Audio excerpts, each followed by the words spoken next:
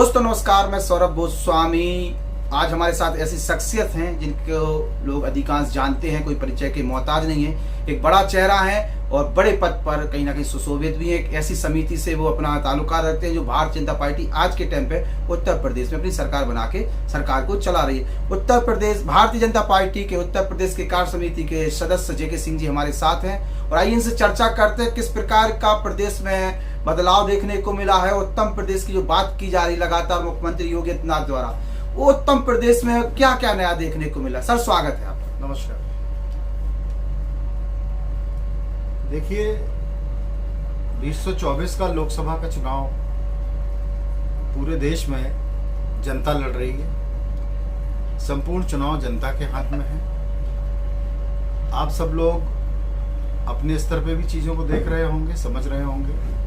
आप देश और प्रदेश के अन्य भागों में भ्रमण करते हैं, आपने इस बात का एहसास किया होगा कि जहां एक ज़माना था जब पार्टियां घर घर जाके चुनाव लड़ती थी, आज जनता भारतीय जनता पार्टी के लिए घर घर जाके वोट मांग रही है और सभी लोगों से भारतीय जनता पार्टी के पक्ष में मतदान करने का अनुरोध कर रही है। योगी जी के नेतृत्व को कैसे आप देख रहे हो? क्या योगी जी का नेतृत्व उत्तर प्रदेश में एक बड़ा बहुमत इस चुनाव में लेके आएगा?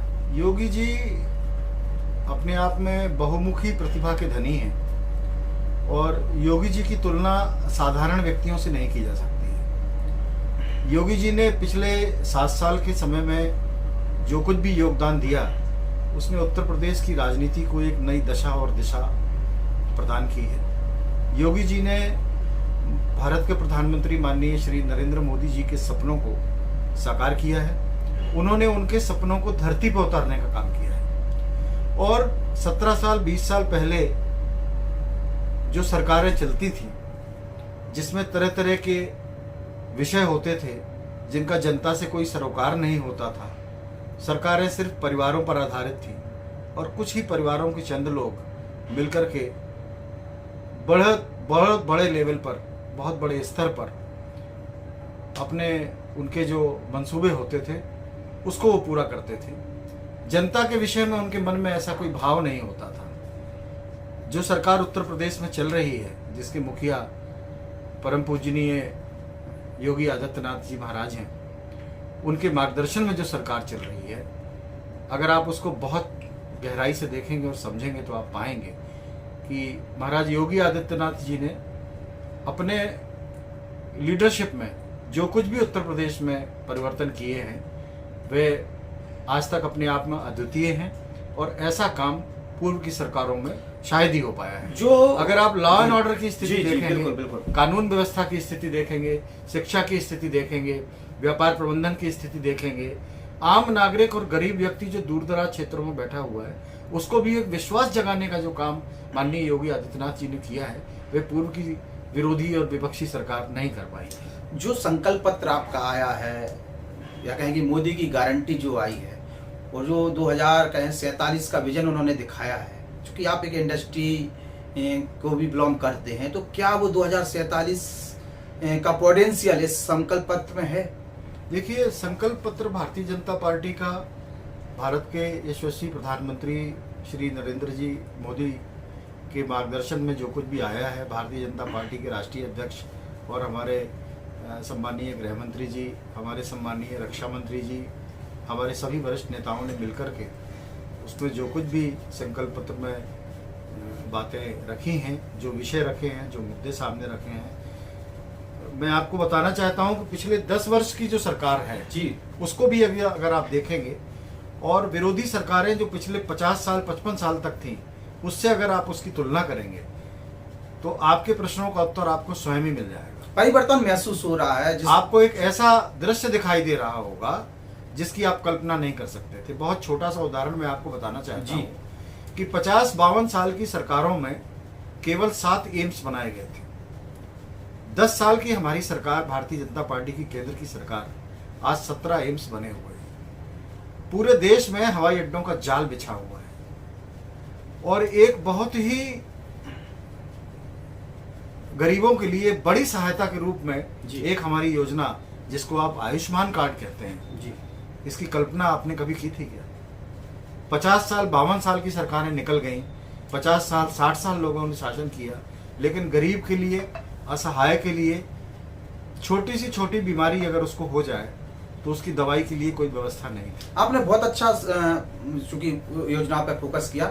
एक योजना और, चूंकि उस योजना ने कई नेताओं के मैं आपको बताना चाहता हूँ कि देश में 80 करोड़ आबादी है जी, जो पिछले 10 वर्षों से राशन प्राप्त कर रही है। रोजी रोटी के लिए गरीब असहाय दर दर भटकते थे।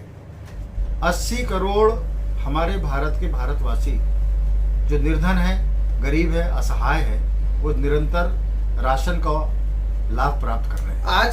आज से 5 साल पहले एक योजना का जिक्र करेंगे थोड़ा सा आपका। आज से 5 साल पहले हम चुनाव कवर कर रहे थे गुना लोकसभा का, और उस समय उस चुनाव में जब हम लोग आदिवासी कम्युनिटी के पास पहुंचते हैं, शहरिया कम्युनिटी के पास पहुंचते हैं, तो गरीब परिवार के लोग जिनके टपैया डली है और वो बाहर बैठे, जब उनके पास हम चौपाल लगा के चर्चा कर रहे थे, उसी बगल में, उनके बगल में 2 पक्के मकान प्रधानमंत्री आवास योजना के बन चुके थे, वो मैक्सिमम के फॉर्म भर चुके थे।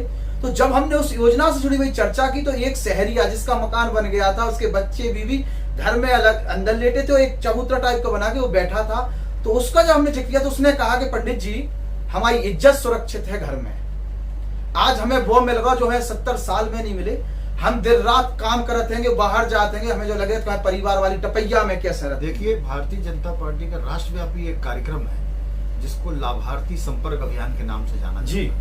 यदि आपको कभी मौका मिले तो हम लोगों के साथ आप उन क्षेत्रों में, गरीब मोहल्लों में, ग्रामीण क्षेत्रों में चल के लाभार्थियों के पास क्या है, भारतीय जनता पार्टी की राज्य की सरकार और भारतीय जनता पार्टी की केंद्र की सरकार ने जो लोगों को दिया है और कैसा कैसा लाभ लोगों को प्राप्त हुआ है, उसको अगर आप देखेंगे तो आप आश्चर्यचकित हो जाएंगे। बुंदेलखंड आवास एक ऐसा विषय है, अगर आप बुंदेलखंड पे ही टारगेट करेंगे तो आप पाएंगे कि बुंदेलखंड एक ऐसा विषय है, बुंदेलखंड एक ऐसा राज्य का हिस्सा है जिसको वर्षों से लोग पिछड़ा क्षेत्र कहते थे, गरीब क्षेत्र कहते थे। यहाँ से निरंतर मजदूरों और श्रमिकों का पलायन होता था जी। आज वो परिस्थिति नहीं है। आज परिस्थिति एकदम विपरीत है, एकदम विपरीत है। एक समय था जब यहाँ का मजदूर मजदूरी करने के लिए बंबई जाता था, मद्रास जाता था, चेन्नई जाता था, हमारे उत्तर पूर्व के राज्यों में भी जाता था, दिल्ली और अन्य क्षेत्रों में जाता था।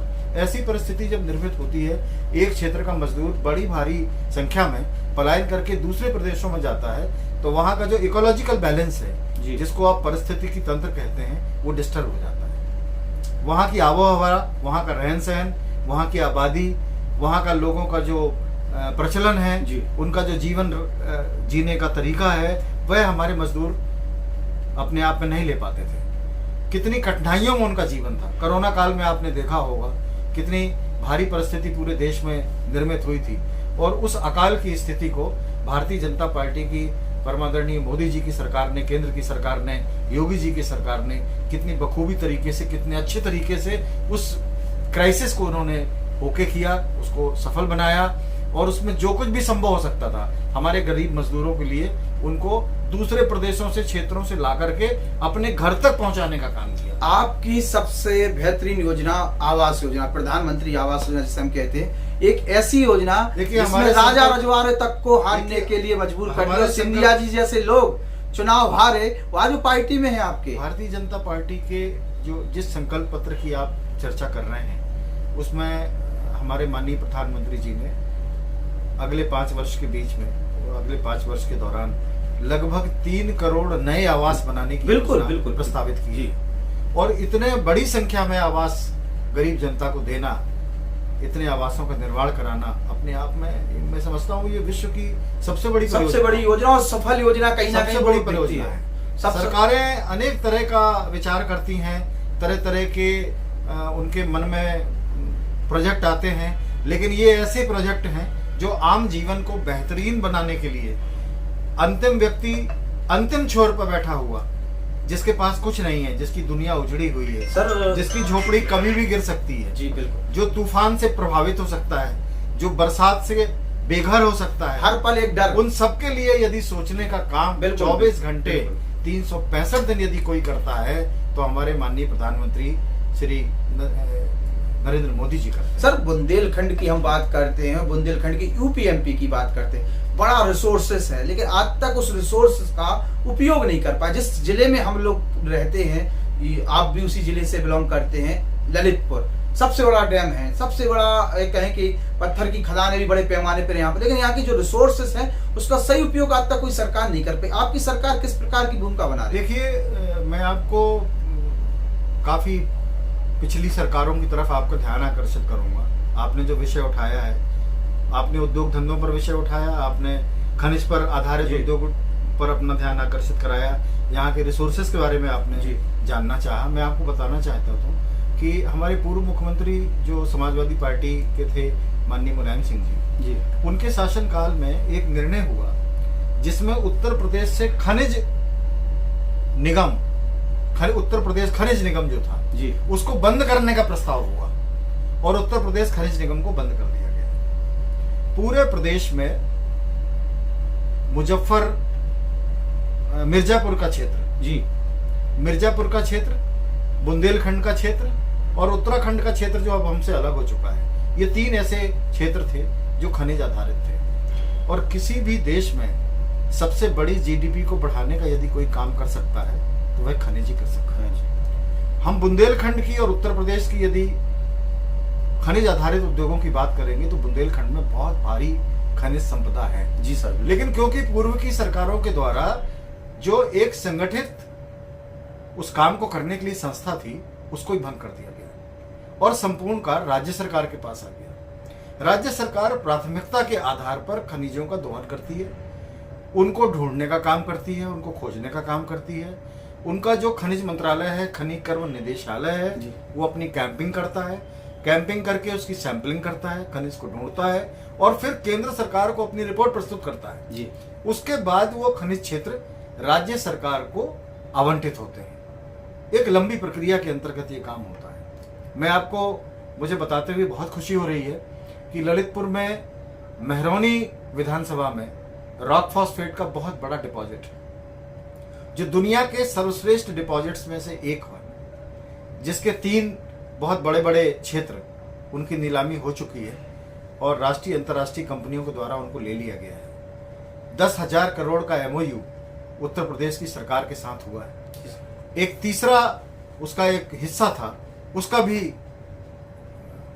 काम पूरा हो गया और उसमें भी खनिज को दोहन करने के लिए जो प्रारंभिक कार्य है वो चालू हो चुका है।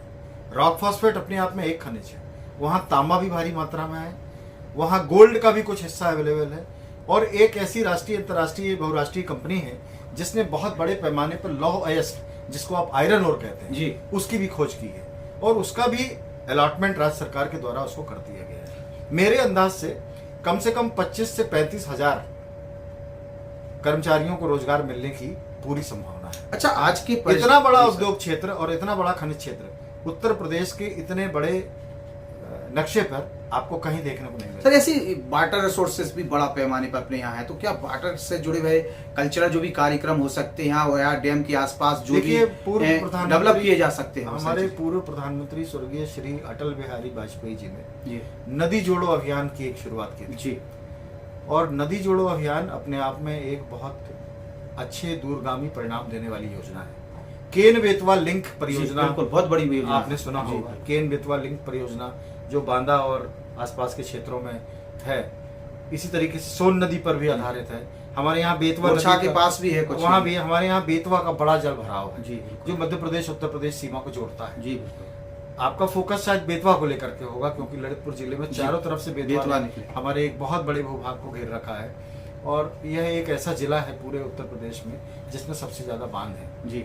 मैं समझता हूँ करीब 14 बांध हमारे जिले में हैं और इन बांधों पर एक बड़ी योजना सरकार बना रही है। बहुत बड़ी योजना का काम हो रहा है। सोलर एनर्जी पर बहुत बड़ा काम हो रहा है, बड़ा इन्वेस्टमेंट और सोलर एनर्जी पर जो काम हो रहा है, आप थोड़ा आश्चर्यचकित होंगे कि सोलर का बड़ा काम बांधों में भी है। बांध में तैरता हुआ सोलर पैनल लगाया जा रहा है, बांध की तलहटी में लगाया जा रहा है, बांध की जो कैनाल बनी हुई है, नहरें बनी हुई हैं, उनमें भी सोलर पैनल, ललितपुर में कुछ सोलर पैनल लगाया जा रहा है। मिला है वो सब। आप शहजाद बांध में जाएंगे तो आप देखेंगे शहजाद की जो नहर है, माइनर कैनाल और मेजर कैनाल, दोनों में सोलर पैनल लगाए गए हैं, जिससे अच्छी विद्युत परियोजना के रूप में हम उसको देखते हैं। कम से कम पैसे में बिजली उत्पादन यदि हो सकता है तो सोलर से हो सकता है, जल आधारित हो सकता है, जल विद्युत जिसको आप कहते हैं वो बनाई जा सकती है। और टूरिज्म की स्थिति से अगर आप जी सर, देखेंगे बिल्कुल। तो मध्य प्रदेश का बहुत बड़ा भूभाग, उत्तर प्रदेश का हमारा हिस्सा, जी। दोनों को जोड़ते हुए बहुत बड़े पैमाने पर एक अच्छा टूरिज्म का काम संभव है। अच्छा, कनेक्टिविटी की बात करें, चूंकि ट्रेन कनेक्टिविटी, चूंकि आपके बुंदेलखंड को कहीं ना कहीं ललितपुर सेंटर मान के जोड़ा जा रहा है। अभी अभी एक बड़ी ट्रेन, वंदे भारत ट्रेन, आपको चूंकि आप उद्योगपति हैं, कई जगह जाना पड़ता है, कई आपके व्यापारी साथी जाना आना के लिए दिक्कत होती हुई, कल एकमात्र गाड़ी थी शताब्दी, अब एक ट्रेन और मिलेगी, वो आपको यहाँ से लेके खजुराहो तक जोड़ेगी, दिल्ली भी आपका कनेक्टिविटी होगा, साथ साथ भोपाल के लिए भी उस ट्रेन से कहीं ना कहीं ललितपुर से जोड़ा जा सकता है, तो एक बड़ा उपयोग कर सकते हैं। तो ट्रेन किस प्रकार से यहाँ के पर्यटन को सपोर्ट कर सकती है? देखिए, दिल्ली से चल के खजुराहो तक के लिए वंदे भारत चलाएगी जी। वंदे भारत हमारी ऐसी वातानुकूलित, सुसज्जित और ऐसी रेलगाड़ियां हैं जिसकी हम लोग कभी कल्पना करते थे। आधुनिक भारत की नई पहचान, आधुनिक भारत की नई पहचान है, और उसके अंदर प्रवेश करके आपको अनुभूति होती है कि भारत जो है वो कितनी प्रगति पर चल रहा है, हम किस दुनिया में जी रहे हैं, उसका आपको एहसास होता है। कभी हम विदेशों की बात करते थे, आज उस ट्रेन में बैठने पर हमको लगता है कि हम विदेश में यात्रा कर रहे हैं। दिल्ली से चल के खजुराहो जी। और खजुराहो अपने आप में एक अंतर्राष्ट्रीय पर्यटन के रूप में उभरा हुआ है। पूरी दुनिया के नक्शे पर चंदेल शासकों के द्वारा निर्मित वहाँ जो मंदिर हैं वो पूरी दुनिया में अपनी एक पहचान बनाते हैं। तो टूरिज्म को और हमारे टूरिस्ट को खजुराहो आने के लिए या तो वायु मार्ग है या रेल मार्ग है, और रेल मार्ग में तुरंत तेज गति से चलने के लिए वंदे भारत ट्रेन है, जो हमारी बुंदेलखंड की लाइफलाइन के रूप में काम करेगी। क्योंकि दिल्ली से होते हुए ललितपुर और ललितपुर से बुंदेलखंड का जो असली हिस्सा है वो चालू होगा, और टीकमगढ़ होते हुए, ईशानगर होते हुए छतरपुर और खजुराहो की तरफ वो बढ़ेगी। एक ऐसा क्षेत्र जहां बहुत लंबे समय तक लोगों ने रेलगाड़ी नहीं देखी थी, बिल्कुल बिल्कुल, उनके बीच से जब वंदे भारत ट्रेन निकलेगी या निकल रही है, और उनके हमारे रहवासी वंदे भारत में बैठने का मौका जब उनको मिल रहा है, तो निश्चित रूप पर माननीय मोदी जी को ही बार बार धन्यवाद देते होंगे और बार बार अपनी कृतज्ञता व्यक्त करते हैं कि उनके प्रधानमंत्री रहते हुए हम लोग अपने जीवन काल में ऐसी सुविधाएं दे पा रहे हैं। सर, झांसी ललितपुर लोकसभा सीट की बात करें, पहले तो थोड़ा सा संगठन, क्योंकि आप संगठन में एक बड़ी जिम्मेदारी निभा चुके हैं, बुंदेलखंड क्षेत्र, कानपुर बुंदेलखंड क्षेत्र के उपाध्यक्ष रहे हैं आप लोग, तो किस प्रकार से संगठन इस चुनाव को लेकर तैयारियां कर रहा है, और जो अनुराग शर्मा को चेहरा बनाया गया, चूंकि आप भी लगातार टिकट मांगते थे, और यहाँ से चूंकि ठाकुर प्रत्याशी भी रहे हैं, और यहाँ से स्वर्गीय सुजान सिंह बुंदेला जी सांसद भी रहे, खासतौर से ललितपुर का उन्होंने प्रतिनिधित्व किया, और ललितपुर के अंदर खुद इतना बड़ा पोटेंशियल है कि अपने दम पर सांसद बना सकते हैं। तो एक तो अनुराग शर्मा कैसे व्यक्ति हैं, और जो लगातार आप टिकट मांगते हैं और टिकट नहीं मिलती है, उसके पीछे क्या कारण है? देखिए, टिकट बहुत सारे लोग मांगते हैं। भारतीय जनता पार्टी पूरी दुनिया का सबसे बड़ा राजनीतिक दल है, एक संगठित दल है, जहां पर अनुशासित दल हम कह सकते हैं। अलग अलग श्रेणी में अनुशासन के साथ कार्यकर्ता काम करता है। मैं भी एक छोटा कार्यकर्ता हूं, अन्य लोग भी कार्यकर्ता हैं। कार्यकर्ता छोटा और बड़ा नहीं है, टिकट मांगने वालों की संख्या ज्यादा होती है, लेकिन पार्टी अपना निर्णय करती है, उनका अपना एक मापदंड होता है, उनका अपना एक सर्वे होता है, और उस सर्वे के आधार पर, अपने मापदंड के आधार पर वो टिकट का निर्णय। नहीं, आप क्षत्रिय चेहरा है, बड़े चेहरा है, पूरे बुंदेलखंड के बड़े चेहरा में आपकी गिनती आती है, बड़ा प्रतिनिधित्व भी आपका है, और पहले सांसद जब स्वर्गीय सुजान सिंह बुंदेला जी बन चुके हैं, तो स्वाभाविक तौर पर कहीं ना कहीं एक बड़ी प्रतिभा को दबाने का काम नहीं किया जा रहा। वो ललितपुर हर बार चुनाव में सहयोग भी करता है। देखिए, हम ऐसा नहीं कह सकते कि किसी प्रतिभा को दबाने का कार्य किया जा रहा है। पार्टी ने मुझे बहुत कुछ दिया है। मेरे अपने जीवन काल में मेरा जन्म ही भारतीय जनता पार्टी में हुआ है, और मेरा जीवन काल और मेरा जीवन अंत भी भारतीय जनता पार्टी में होगा। इन सब बातों को जब हम मिलाकर के देखते और सोचते हैं, तो आप इस बात को मान जाएंगे कि पार्टी हमें सब कुछ दे रही है। आज हमारा पूरा नाम भारतीय जनता पार्टी से है, हमारा सम्मान पार्टी से है, हमारा रहना, हमको लोगों को जानना, हमारी जो भी प्रतिभा सामने आ रही है वो भारतीय जनता पार्टी को लेकर के आ रही है। हमारा लालन पालन भारतीय जनता पार्टी के परिवार में हुआ है, उस परिवेश में हुआ है, और पार्टी में काम करते हुए, कार्यकर्ता की हैसियत से काम करते हुए, बड़े लंबे समय से संगठन के पदों पर कार्य करते हुए, कोई टिकट पाना हमारा उद्देश्य नहीं है। टिकट तो बहुत सारे लोग मांगेंगे, और एक ही आदमी होगा जो लोकसभा का टिकट पाएगा, एक ही व्यक्ति होगा जो एक विधानसभा का टिकट पाएगा। ऐसी स्थिति परिस्थिति में हमको ये कभी नहीं मानना चाहिए, पार्टी अपना निर्णय करती है। 24 घंटे 365 दिन भारतीय जनता पार्टी चुनाव लड़ती है। संगठन के लोग 365 दिन अपना काम करते हैं, 12 महीने अपना काम करते हैं। उसी स्थिति में मैं भी अपना काम करता हूँ। लगभग 9.5 साल। जहां तक आपने अनुराग शर्मा साहब की बात की, हमारे सम्मानीय सांसद हैं। आज भारतीय जनता पार्टी ने उनके ऊपर पुनः विश्वास उनके ऊपर जताया है, और मैं इस बात का आपसे दावा करता हूं और वादा करता हूं कि पिछले जितने मतों से वो जीते थे, उससे ज्यादा मतों से हमारे माननीय अनुराग शर्मा जी चुनाव जीतेंगे। अनुराग शर्मा जी झांसी से हैं, बहुत ही सरल, सौम्य और अच्छे व्यक्ति। सर हम वही कह रहे हैं, 9.5 साल मोदी सरकार को लगभग कार्यकाल को हो गए हैं। झांसी ललितपुर कितना बदल गया है, कौन से वो बड़े काम हो गए हैं और कौन से काम होना चाहिए अगर अगली बार फिर सरकार आ रही है? आप अगर झांसी को और ललितपुर को और झांसी ललितपुर संसदीय क्षेत्र को देखोगे तो मैं आपसे ही पूछना चाहता हूं कि जब आप झांसी शहर के अंदर से ललितपुर की ओर आते थे तो आपको कैसी सड़क मिलती थी? श्री रामतीर्थ सिंघल जी वहां से हमारे सम्माननीय महापौर थे जी। उन्होंने झांसी के नक्शे को, शहर के नक्शे को मूल चूल परिवर्तन किया। कितना बढ़िया और सुंदर झांसी बनाया, बदल गया बिल्कुल। आप झांसी शहर के अंदर से चलिए तो आपको जरा भी झटका नहीं लग सकता गाड़ी में, और एकदम हवाई पट्टी की तरह सड़क बनती हुई सीधे नेशनल हाईवे को जोड़ती है जी। आप नेशनल हाईवे से चलेंगे तो आप कब ललितपुर पहुंच गए इस बात का एहसास नहीं होगा। जब आप ललितपुर की सीमा में प्रवेश करते थे तो कंकड़ पत्थरों भरी रोड आपको मिलती थी। ललितपुर शहर जैसे ही आप प्रवेश करते थे आप देखते थे कि पत्थर कंकड़ की ऐसी सड़क बनी हुई है जिसका आपका पैदल चलना आपको मुश्किल होता था, और धीरे धीरे अब आप देख रहे होंगे कि एकदम बहुत चौड़ी सड़क का निर्माण कर दिया गया है, जो प्रस्तावित हवाई अड्डे के बगल से निकल के, और बयाना नाला का आपका पुल भी जो पहले निचले स्तर पर बना हुआ था उसको भी ठीक करके आगे बना दिया गया है। शहर की सड़कें भी बहुत चौड़ी हो चुकी हैं। हमारी नगर पालिका ललितपुर के द्वारा साफ सफाई का जो अभियान चलाया जा रहा है, आप तो ललितपुर में रहते ही हैं जी, तो शहर के बारे में आप देख रहे होंगे कितना मूलभूत परिवर्तन है। तो सरकार जहां जहां अपना जो काम कर सकती है सब जगह हो रहा है। जगत सिंह जी, जब बड़े पैमाने पे जब भारतीय जनता पार्टी विपक्ष में थी उन सभी मुद्दों पर उन्होंने आवाज उठाई जो आज होते हुए नजर आए। बड़े पैमाने पे ओवरब्रिज, अंडरब्रिज, तमाम नदियों पे पुल, रेलवे का कायाकल्प, तमाम चीजें कहीं ना कहीं देखने को। देवगढ़ ओवरब्रिज कहीं ना कहीं ललितपुर को, कहीं कि ललितपुर को फैलाने में या कहीं ललितपुर के विकास में एक बहुत बड़ा योगदान कहीं ना कहीं भूमिका निभा रही। तो आप लोग कहीं ना कहीं विपक्ष में जो भूमिका पे थे, सत्ता में आने के बाद वो तो लोग, जनता भी बोल रही, हम भी बोल रहे, महसूस भी कर रहे हैं कि सफल कहीं ना कहीं रहे हैं। अब वो सफलता कैसे आई, सामूहिक आई कि व्यक्ति विशेष की तरफ से आई है? देखिए, कोई भी कार्य जब भी पूरा होता है तो सारी चीजें लीडरशिप पर आधारित है, उसका नेतृत्व कौन कर रहा है।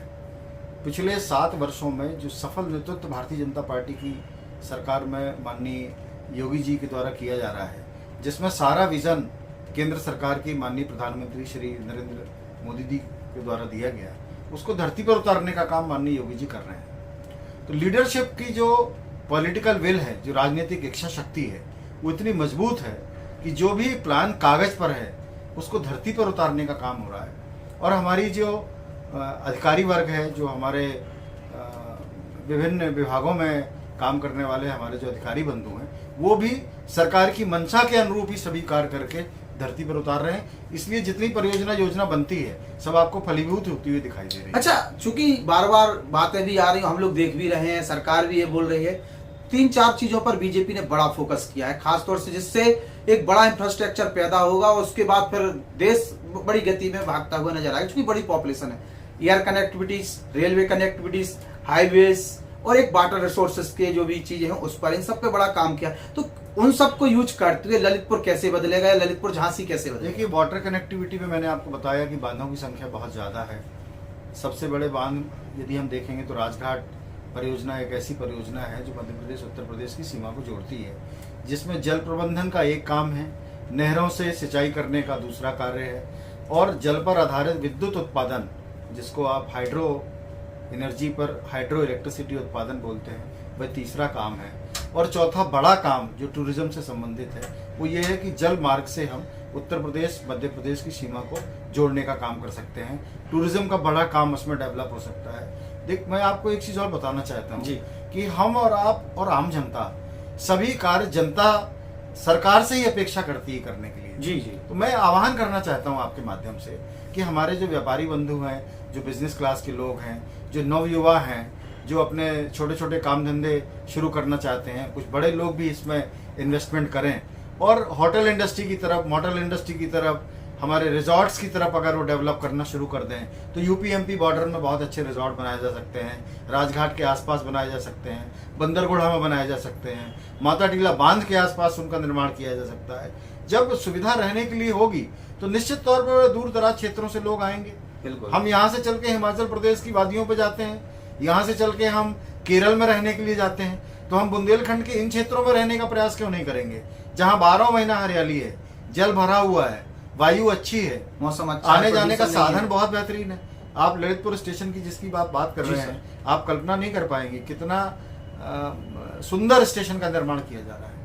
इतनी बड़ी परियोजना ललितपुर रेलवे स्टेशन है कि आपको देख के लगेगा कि हम किसी हवाई अड्डे में आ गए। झांसी का रेलवे स्टेशन आप देखिए, 1200 करोड़ रुपए की योजना है, उसको पुनर्निर्माण उसका किया जा रहा है। ललितपुर के रेलवे स्टेशन को चेंज करके, उसको डायवर्सन करके बहुत बड़े स्तर पर बृहद रेलवे स्टेशन का निर्माण हो रहा है। इतनी आबादी के हिसाब से, सुविधाओं के हिसाब से और रेल यात्रा जो बढ़ाई जा रही है, 3rd लाइन 4th लाइन जो डाली जा रही है, उसमें जो रेलों की संख्या बढ़ी हुई है, यात्री बढ़े हुए हैं, रोज का यात्री का आवागमन बढ़ा हुआ है, उसको ध्यान में रखते हुए पब्लिक का जो लोड है वो रेलवे पर डिस्ट्रीब्यूट। अभी आपके वचन पत्र में भी आया कि हम वेटिंग खत्म कर देंगे, जब ट्रेनों की संख्या ज्यादा हो जाएगी।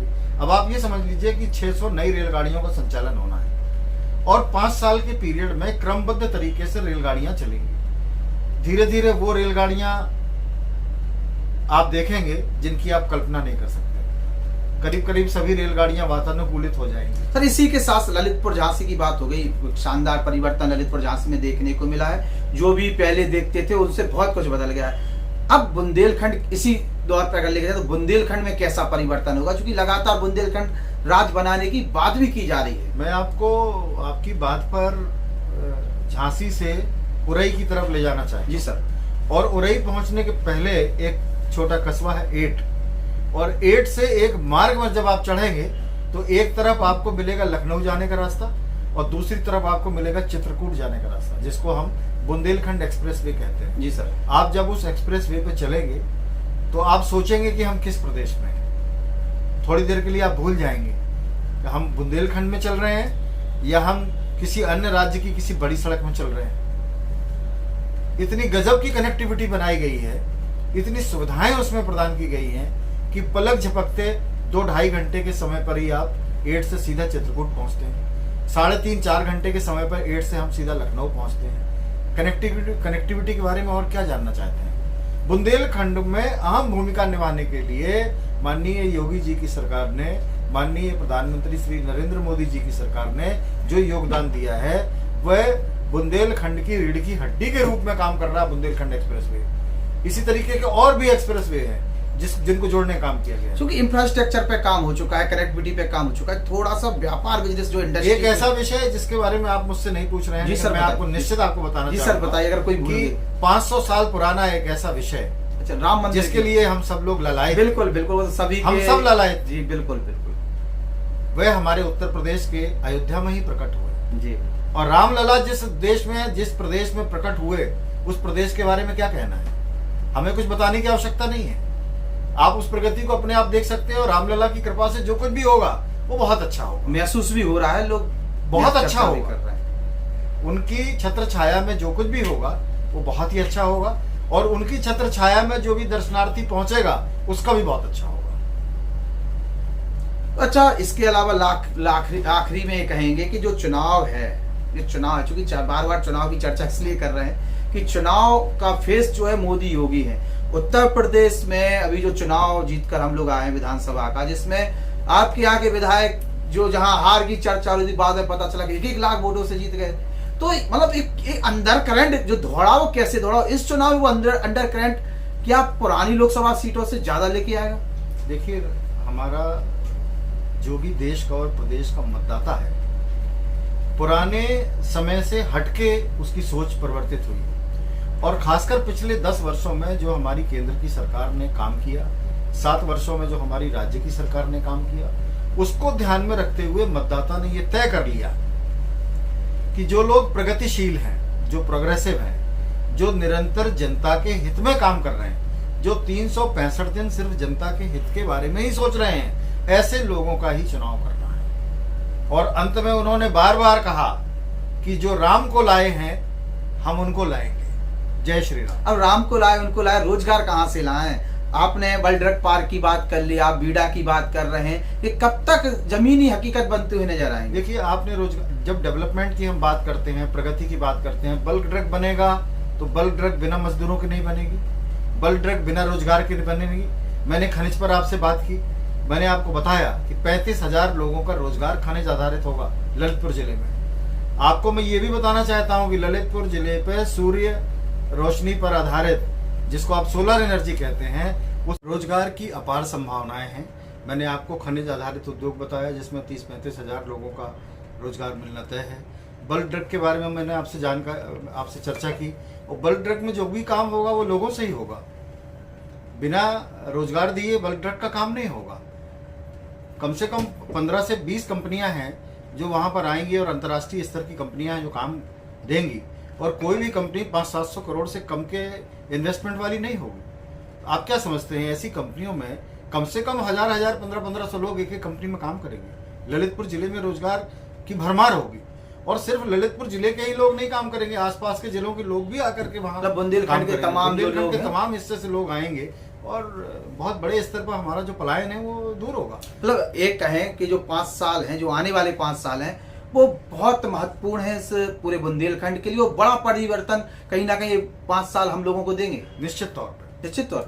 तो हमारे साथ जेके सिंह जी थे, बड़े नेता हैं, और साथ साथ व्यापारी कहें या इंडस्ट्री को बिलोंग करते हैं, तमाम अच्छे लोग इनके साथ में भी हैं। एक चीज बहुत अच्छा वाक्य इनका सामने, जो मदद तो करते हैं लेकिन कहते नहीं, मतलब दिखावा नहीं करते। हमारे कई करीबियों की मदद के बाद जो है पता चला है कि मदद की, तो ऐसे अच्छे नेक दिल इंसान से हमारी आज मुलाकात हुई, चर्चा हुई, तमाम मुद्दों पर उन्होंने चर्चा की। बहुत कम लोगों से चर्चा करते हैं, हम सौभाग्यशाली है कि कम से कम चर्चा। और साथ साथ एक मीडिया संस्थान भी चलाते हैं, जन जन जागरण के संपादक भी हैं, और निडरता के साथ जो खबरें जनहित के मुद्दों पर छापा जो पेपर प्रसारित करता है, उस पर भी हम और आप लगातार आवाज उठाते हैं, और उस खबरों को हम लोग प्राथमिकता से भी चर्चा करते हैं कि जन जन जागरण ने आवाज उठाई है। सत्ता हो चाहे विपक्ष हो, दोनों को ही कहीं ना कहीं रडार पर रखते हैं जनहित के मुद्दों पर। सर बहुत बहुत धन्यवाद आपका। जय श्री राम।